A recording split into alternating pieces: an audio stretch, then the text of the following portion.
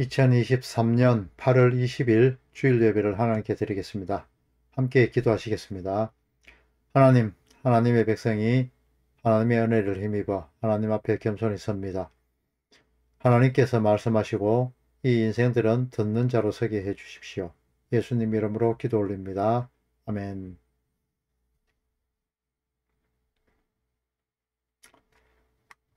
지친 영혼, 가나안 성도들을 위해 말씀을 전하는 유튜브 낮은 자교회 송경훈 목사입니다. 한 주간도 주님 사랑 안에서 평안하셨는지요? 하나님을 더욱 깊이 알기 원하시는 성도 여러분, 이 시간에 하나님께 영과 진리로 함께 예배하도록 합시다. 오늘은 산상수훈 강화 중에서 율법을 완성하신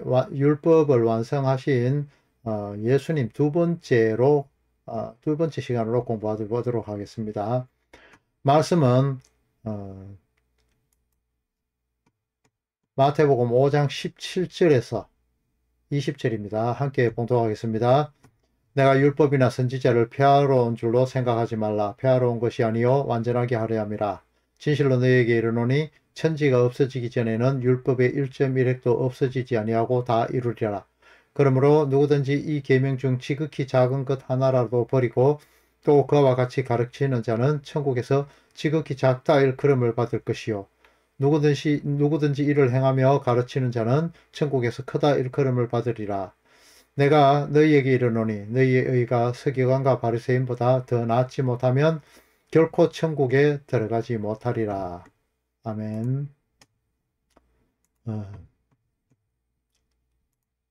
본문의 그 내용인 율법과 은혜, 이것을 지난번에 첫 번째 시간에 이어서 본문 내용인 그런 율법과 은혜에 대해서 더 깊이 이해하기 위해서 인간의 벗음과 입음, 또 신랑과 신부의 관계, 바리새인으로 드러나는 사람들, 이런 부분들, 이렇게 세 가지 유형의 것을 창세기로부터 시작해서 계시록까지 그 흐름을 전체적으로 살펴보는 성경을 왔다 갔다 이렇게 될 수 있습니다. 잘 집중하시고, 조금 길 수 있지만 잘 들어보시고 말씀이 정말 그러한가 참고해 주시기 바랍니다. 구약의 최초 계명은 동산 중앙에 있는 선과 악을 알게 하는 나무의 과일은 따먹지 말라. 먹는 날에는 죽고 또 죽으리라. 그러니까 정령 죽으리라 이렇게 나왔죠. 요것입니다. 죄의 삭은 사망이라고 성경에 기록하고 있는데요.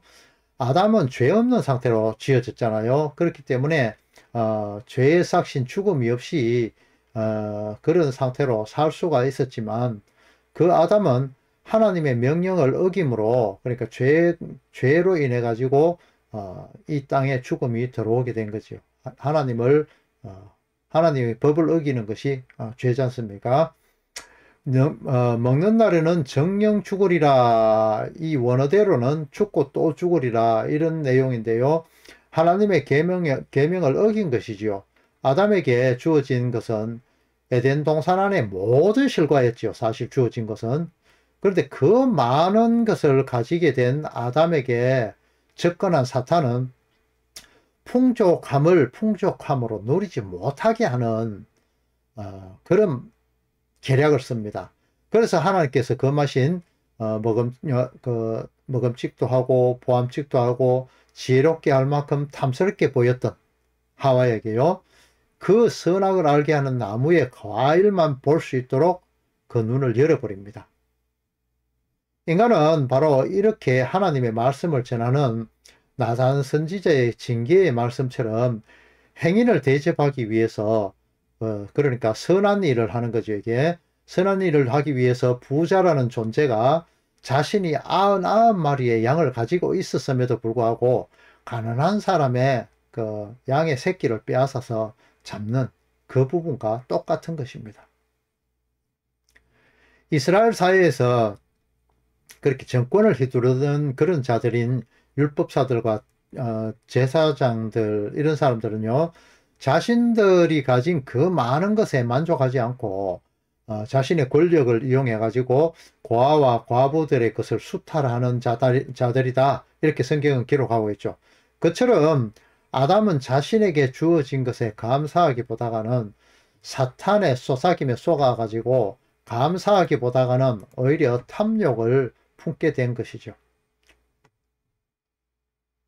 욕심이 잉태하여 죄를 낳고 죄가 장성하여 사망을 낳는다 했지 않습니까?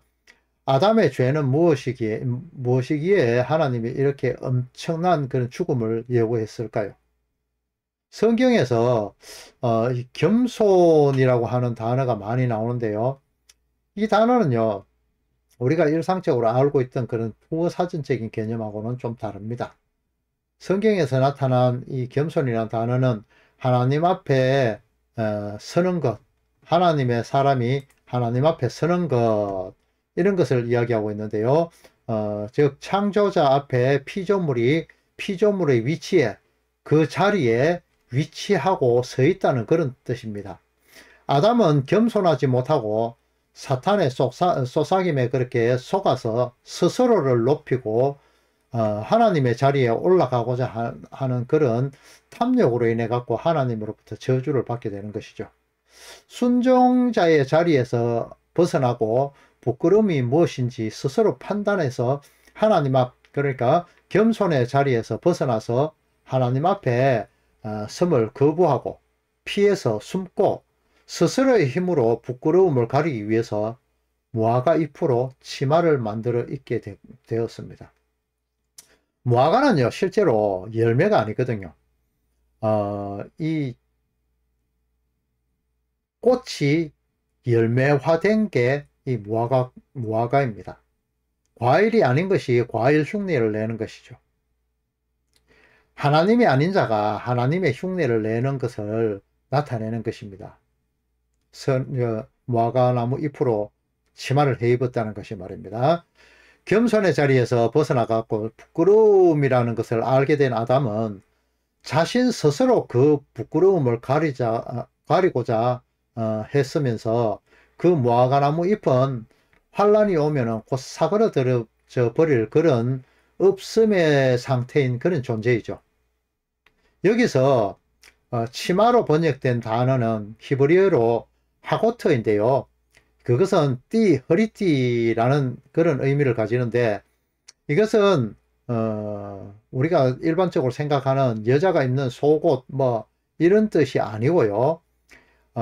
예를 들자면 일본 여자들이 기모노를 입으면은 거기에 화려하게 술을 놓고 예쁜 장식구를 달아서 하는 그런 허리에 띠는 띠거든요.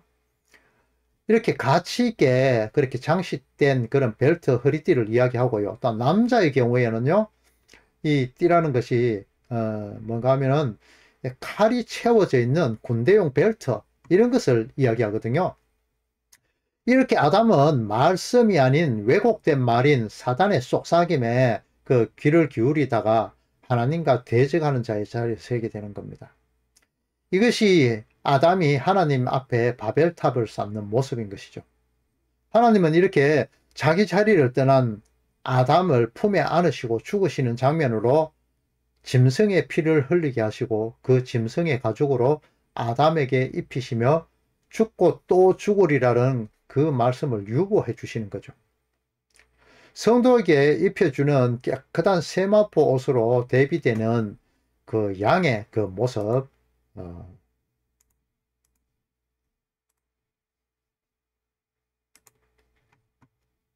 이 짐승의 피를 흘리는 그 모습 자체로 이미 피를 흘리잖아요. 이로 인해 갖고 깨끗한 세마포가 되죠. 이런 양의 가죽 옷을 이야기하는 겁니다.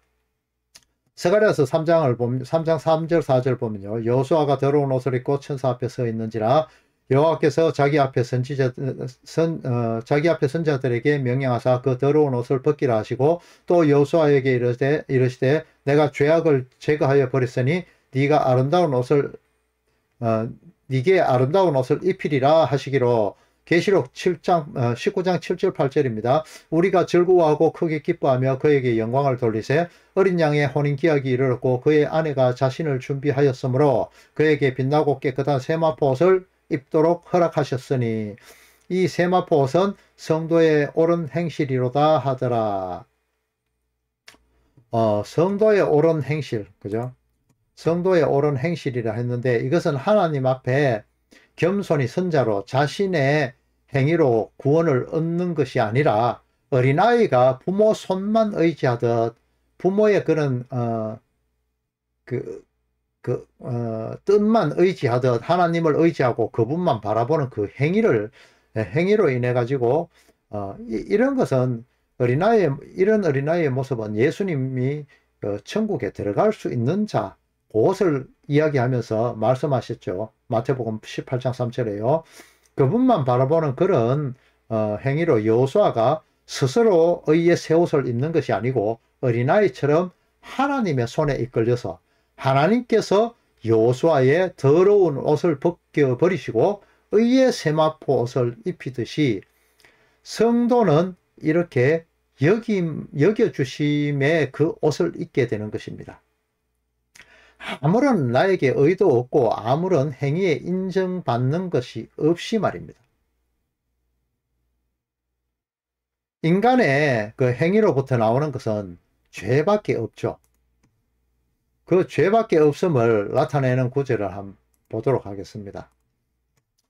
로마서 7장 23절에서 25절입니다. 내 지체 속에 한 다른 법이 내 마음의 법과 싸워 내 지체 속에 있는 죄의 법으로 나를 사로잡아 오는 것을 보는도다. 오라 나는 공고한 사람이로다. 이 사망의 몸에서 누가 나를 건져내라. 우리 주 예수 그리스도로 말미암아 하나님께 감사하리로다. 그런즉 내 자신이 마음으로는 하나님의 법을 육신으로는 죄의 법을 섬기노라.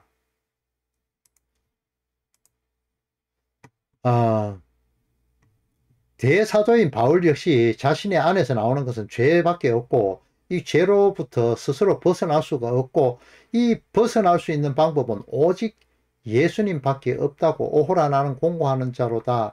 이 사망의 법에서 누가 나를 건져냈고 오직 예수 그리스도로 말미암아 감사하리로다. 예수께만 붙잡히겠다. 하나님께만 붙잡히겠다. 이런 고백을 하는 장면입니다.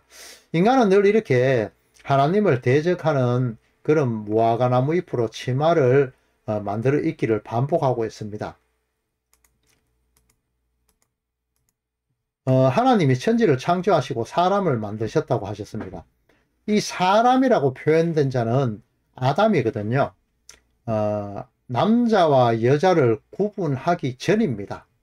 사람인 아담을 하나님은 깊은 잠에 빠지게 하시죠. 이 잠이라 하는 것은 죽음을 뜻하기도 합니다.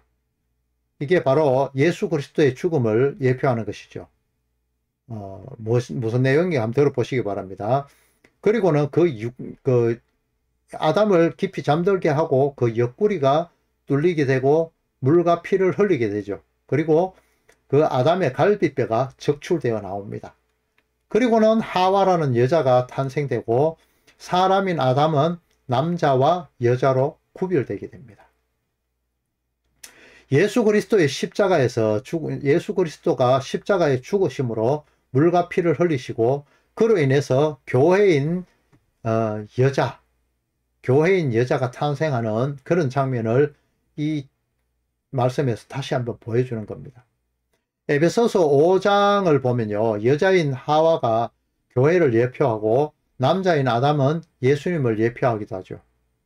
그렇게 남자인 예수님이 구약에서 호세아가 그 역할을 하고 또 교회인 여자는 늘 죄만 짓는 그런 고멜의 그 행위를 통해서도 나타나기도 하죠.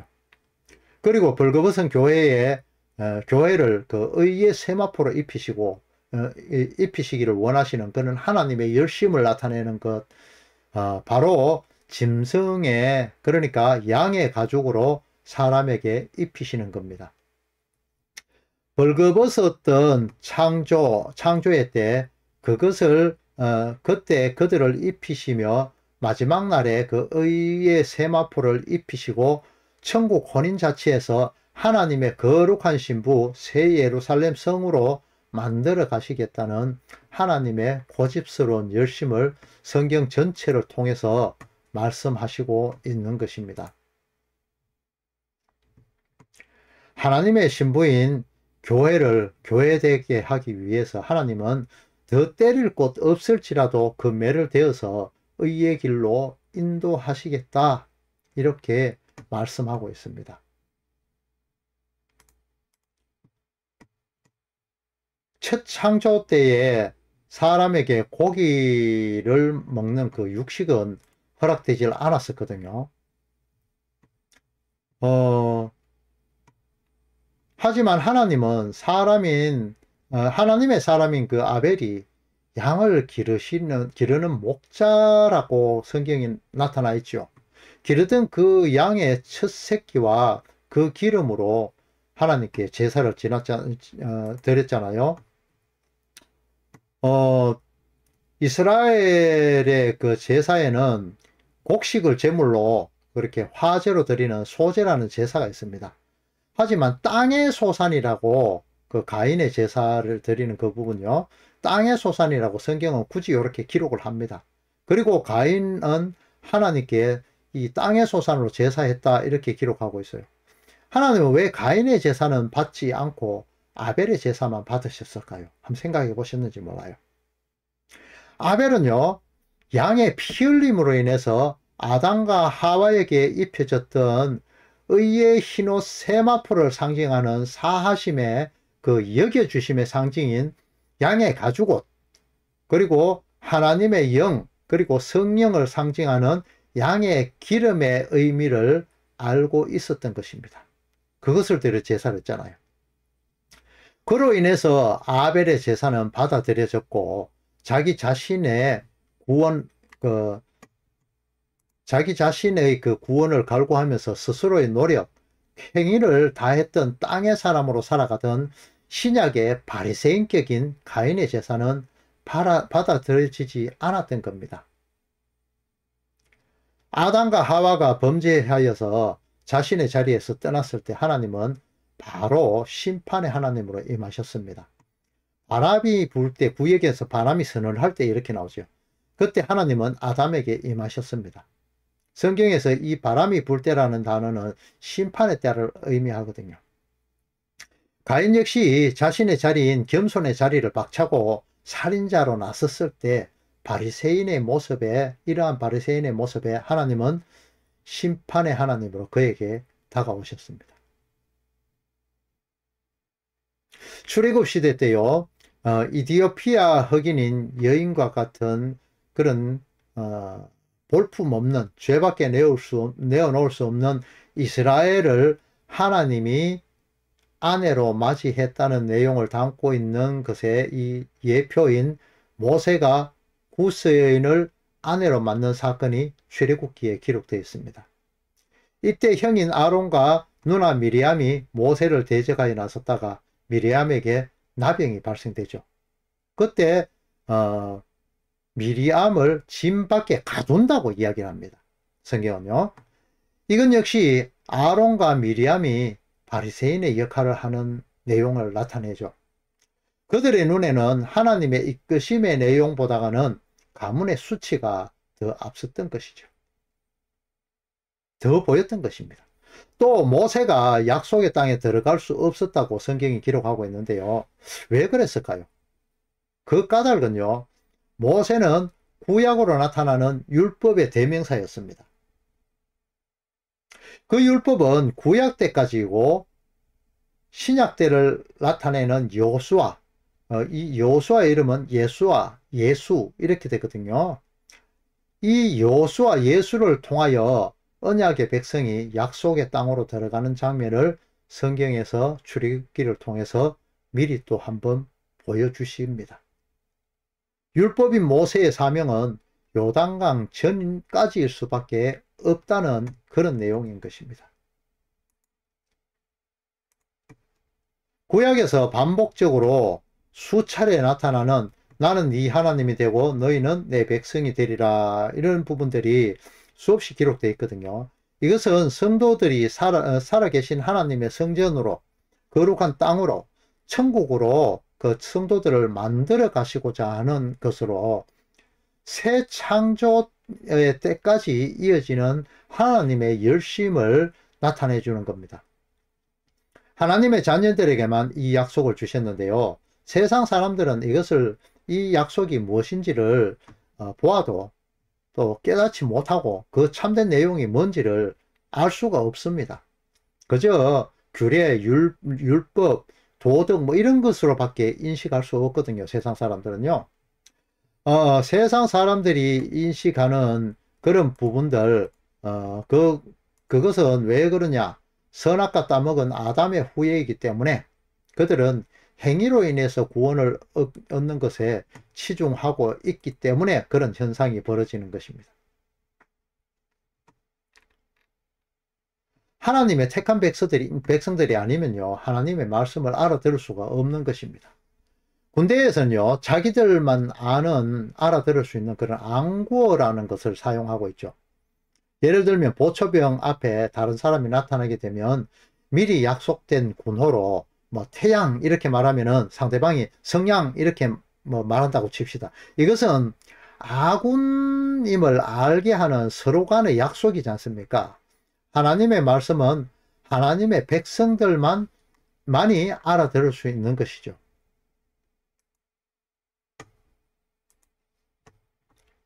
판검사들, 이런 박사들도 성경을 봐갖고는 성경 자체를 깨닫지를 못합니다. 예수님의 말씀으로 보지를 못합니다. 그냥 그들이 알 수 있는 것은 그냥 이것은 요렇게 행해야 되겠다. 요거로 인해 갖고 복을 받아야 되겠다. 이런 형태로밖에 도덕, 규례, 뭐 법규 이런 것으로밖에 받아들일 수가 없습니다.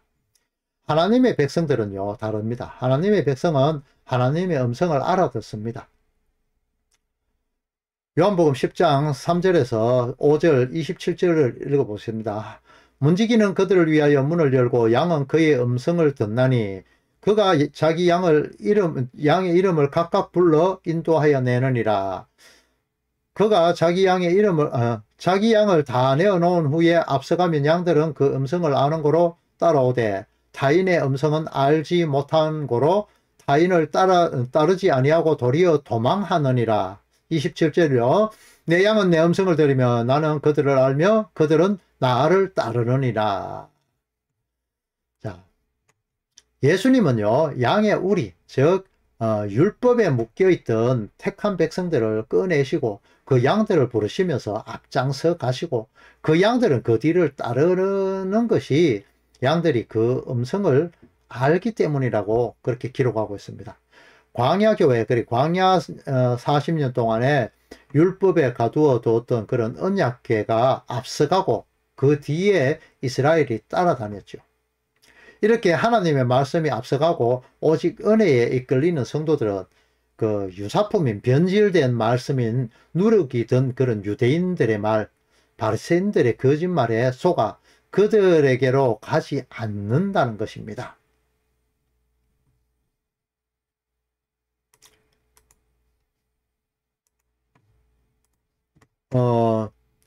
요한복음 21장 18절을 보면 내가 진실로 네게 이르노니 네가 젊어서는 스스로 띠뛰고 원하는 곳으로 다녔거니와 늙어서는 네 팔을 벌리리니 남이 네게 띠띠우고 원하지 아니하는 곳으로 데려가리라. 이렇게 기록하고 있습니다.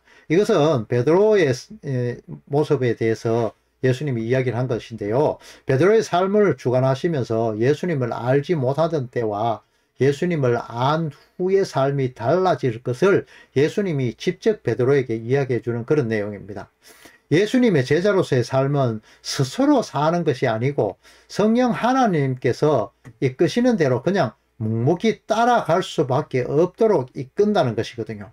베드로는 원래 갈대라는 뜻을 가진 시몬이라는 이름을 가졌었는데 예수님께서 그에게 베드로라는 반석이라는 이름을 주셨잖아요. 자신 스스로를 의지했던 그런 나약한 베드로를 그의 고백과 같은 그런 반석 위, 그러니까 예수 그리스도라는 기초 위에 그 베드로를 세우시고, 그러니까 교회를 세우신다는 말이죠. 그의 인생을 차압해서 예수님이 끌고 가시겠다는 그런 뜻입니다. 이렇게 율법 아래 갇혔던 모세인 자들은 언약의 백성인 여호수아로 바뀌어지면서 회개의 물세례를 통과한 후에 언약의 피로 씻어 깨끗해진 세마포 옷을 입게 되는 것이 성경 전체에서 말하는 구원의 여정인 것입니다.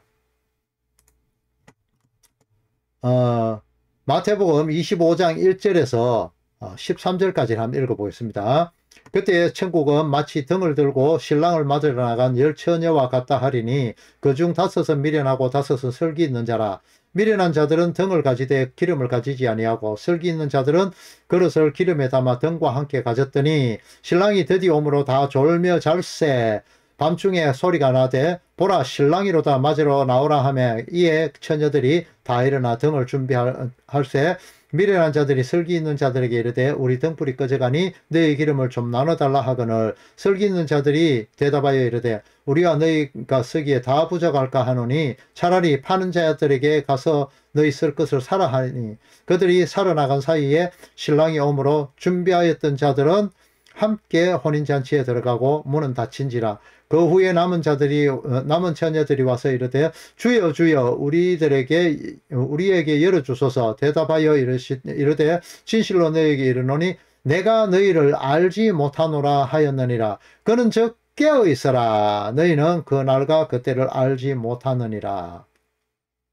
자, 이 비유의 말씀에 대해서 여러분은 대부분 지금까지 지혜로운 5처녀처럼 열심히 기름을 준비해야만 천국에 들어갈 수 있다. 이런 데에 초점을 맞춰 성경을 보지는 않았습니까?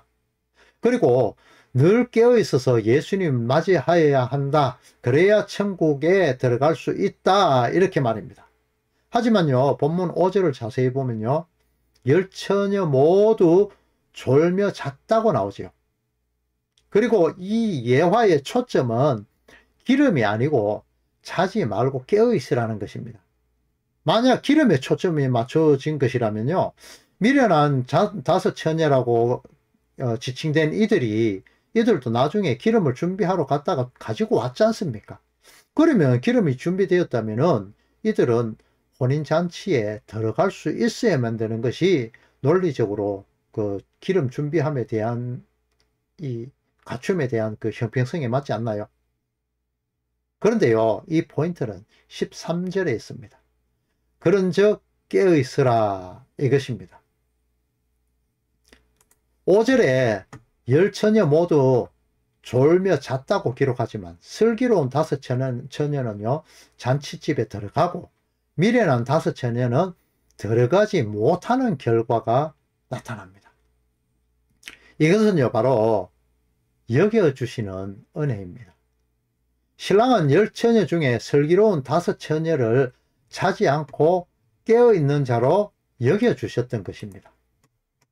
왜냐하면 그들은 그들만을 잔치집으로 들이고 문을 잠궜다는 것은 이들이 자지 않았다고 여겨주시는 것 아닌가요? 그 뒷절에 보면은 바로 나오지요. 깨어있으라고요. 요것을 연결해 보면요, 이런 내용들이 나오는 것입니다. 이 5처녀 책에서는 같이 잤는데 자지 않았다고 여겨주시니 이것이 바로 신랑인 예수님의 그 은혜인 것이죠. 다 지옥에 가야 되는데. 그들의 행위인 기름의 준비와 잠을 자지 않는 것은 그 잔치집에 들어가는 것에 대한 직접적인 원인이 될 수가 없었습니다. 그리고 이 미련하다라는 단어는 모로스라고 나타나는데 이것은 어리석고 우둔한 쓸모없는 이런 뜻을 나타내는 단어입니다. 마태복음 5장 22절에 나오는 형제에게 라가라 하는 자 이렇게 나오죠. 이 라가라는 것도 이 같은 뜻입니다. 이 모로스는요 불경건한이라는 의미와도 연결이 되거든요. 마태복음 7장 26절에 그 모래 위에 지은 집의 그 비유에 나타나는 그 어리석은 사람에 대해서 나오는 그 뜻도 그 단어도 모로라고 나타나는데 이것은 우둔함이란 뜻이 아니고 하나님에 대해서 반역한다는 그런 뜻을 가지는 단어로 나타납니다. 이렇게 같이 자고 있던 다섯 처녀를 슬기 있는 처녀라 하면 그들이 스스로 똑똑하고 뭐 지혜롭다 이런 뜻이 아님이 성경을 통해서 나타나게 되죠. 고린도전서 1장 27절을 한번 보겠습니다. 그러나 하나님께서는 세상에 미련한 것들을 택하사 지혜 있는 자들을 부끄럽게 하려 하시고 세상에 약한 것들을 택하사 강한 것들을 부끄럽게 하려 하시며 로마서 3장 12절입니다. 다 치우쳐 함께 무익하게 되고 선을 행하는 자는 없나니 하나도 없도다. 자, 이렇게 하나님 외에는 선을 행하는 자가 없고 다 미련한 자다. 이런 이야기가 되는 것입니다. 그 하나님의 선을 흘려받음을 입은 그런 자들은 자의가 아닌 타의, 그러니까 예수님에 의해서 폭력적으로 의가 그 자들에게 가득 차게 된다. 이런 내용이 되는 겁니다. 그리고 그 의를 흘려내게 되죠. 창세기를 자세히 보면은 하나님의 백성들은 이름도 없이 나그네로 다니면서 맞아 죽고 그 아벨처럼 말입니다. 업심여김 당하게 되는 자로 나타납니다. 하나님을 떠난 자들은 강한 자, 용사, 네피림, 문명을 일으키는 자로 드러납니다. 창세기 4장에 보면요. 라멕이라고 하는 사람이 있는데 이 자는 스스로가 찬양받기를 원해서 원하는 자이고 하나님의 원수됨을 나타내는 장면이 4장에 보면 나옵니다. 그들의 후손들은 수금을 만들고 퉁소를 만들고 또 구리와 쇠로 여러 가지 기구를 만드는 그런 자라고 기록되고 있습니다. 또 아벨을 죽인 가인, 또 다윗을 대적하던 골리앗, 창세기 10장 9절에 그 니므롯 같은 사람들은 하나님 앞에 선 자다 이렇게 기록되는데요. 그러니까 하나님을 대적하는 자다 이렇게 나타나고 있는 겁니다. 이러한 세상의 영특한 자들이 영걸이라고도 나오죠. 영특한 자들이 하나님은 그런 자들을 멀리 하시고 고아와 과부로 나타난 성경에 기록된 세상의 그런 나그네 된 하나님의 백성들을 약한 자들이다 이렇게 표현하시고 그들을 택하시는데요. 이 세상의 사람들을 그들로 인해서 부끄럽게 하신다 이렇게 나타내시죠. 교회 안에서도 보면 이런 강한 네피림 같은 용사들이 있죠. 보면요, 앞서가고 혼자 잘난 척하고 두 손 높이 들고 기도하고 찬양할 때도 막 혼자 박수치고 하는 그런 사람들 있죠. 물론 하나님을 찬양할 때 이 모습들을 하는 것도 나쁘다는 것은 아닙니다. 하지만 그 모습에 초점을 두고 말씀드리는 겁니다. 하나님께 자랑하듯이 기도하는 바리새인과 같은 자들, 칭찬받는 일에 내가 먼저 해야만 손해보는 일 없이 손해보는 것 없다고 여겨지며 그렇게 뒷짐지고 있는 그런 사람들 말이죠. 그들이 하나님을 대적하는 미련한 다섯 처녀인 것입니다. 여불의 기름이라고 나오는데요. 그렇게 준비한 기름 말입니다.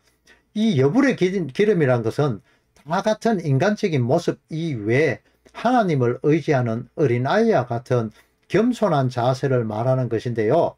세상의 일들에만 자신을 투신하고 신앙생활은 양념 정도로만 생각하며 교회에는 그런 정도의 사람 그런 역임의 정도 그 양념이라고만 생각하는 그런 정도의 사람들로 예수님이 다시 오심을 그냥 뭐 그다지 달가부하지 않고 대충 믿고 미련 다섯 처녀처럼 마태복음 7장 22절의 사람들처럼 마음은 하나님으로부터 멀고 입으로만 주여 주여 하는 그런 사람들 그들은 그들에게 하나님은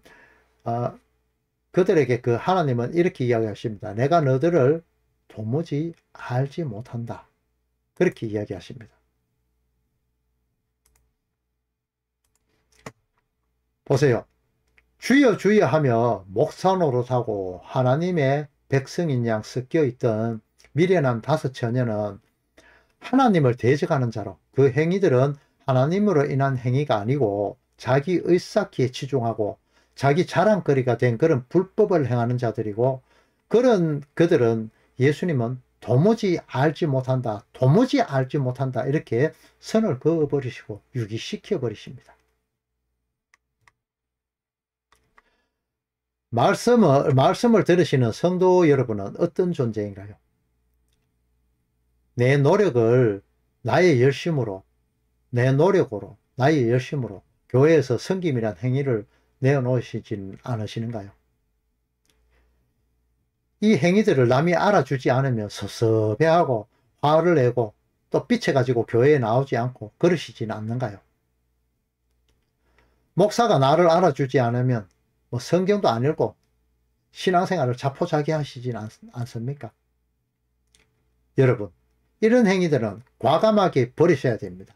이것이 바로 오늘 본문에 나오는 바리새인의 회당 어귀의 길가에 서서 보여주는 그런 행위이고, 자기 의쌓기 행위이고, 율법을 지키고 이렇게 그들이 입을 반으로 꿰매고 매일 채찍으로 자기를 자해해가면서 반성했던 그런 행위 구원에 치중했던 바리새인의 열심인 것입니다. 예수님은 그들을 도무지 알지 못한다고 했습니다. 미련한 5 처녀와 마찬가지로 이 세상에서 세상 사람들과 똑같은 일상을 살지만 세상 사람들과 같지 않은 그런 사도행전 17장 12절의 그런 베레아의 그런 성도들처럼 여불의 기름인 세상이 알지 못하여 준비하지 못한 그런 하나님의 말씀을 간절한 마음으로 받고 그 말씀이 그러한가 날마다 상고하는 그 자들은 세상 사람들과 같지 않은 자들입니다. 세상인 미련한 처녀들과 미련한 5 처녀들과 마찬가지로 함께 자고 있었지요. 그런데 자지 않은 자로 여겨주심을 받았고 하나님으로부터 천국 잔치집으로 끌어들여진 그 슬기 있는 그런 5 처녀가 되어야 되지는 않겠습니까? 이 슬기에 해당하는 헬라어는요, 포로니모스라는 단어인데요, 이해하다, 생각하다, 지각하다, 신종하다, 이런 뜻으로 사용되거든요. 슬기 있는 5 처녀와 같이 하나님의 말씀을 아는 자, 마태복음 7장 27절에 나오는 그런 내용인데요, 지혜로운 건축자처럼 예수 그리스도인 반석 위에 있어야 할 그런 성도의 본자리인 위치에 있어야 되고, 무너지지 않음의 원인을 그런 반석이라고 고백하는 지혜로운 자들이 다 되셔야만 하는 것입니다. 성도 여러분, 예수님은 구약의 10계명 중 시내산에서 하나님께서 5계명만 풀어주신 그 나머지를 신약의 이 산상수훈의 그 신약의 산에서 풀어주시면서 신구약의 관계를 요약해주고 알려주십니다. 첫째와 동일한 무게를 가진, 그러니까 같은 가치를 가진 둘째 계명을 설명하시면서 하나님 사랑, 이웃 사랑을 대비해서 설명해 주시죠. 눈에 보이지 않는 하나님을 섬기는 것은, 섬긴다, 이것을 이루는 것은 실제가 이런 부분의 실제로 나타나는 것이 이웃 사랑인 것에 대해서 예수님이 설명해 주시는 그런 장면입니다. 이 2 가지가 온 율법과 선지자, 그러니까 이 부분은 구약 성경을 이야기하죠. 예수님 당시에 신약이 없었으니까 이것은 성경을 이야기하는 겁니다. 이 구약이 이 2 가지에 매어 달렸다, 이렇게 표현하십니다. 이 강령이라고 표현된 부분이죠. 이것은 뭐뭐에 매어 달려 있다, 이런 뜻을 가지거든요. 자, 사람은 스스로 이웃을 사랑할 수 없는 존재입니다. 사람은 자기 이기주의로 살 수밖에 없거든요.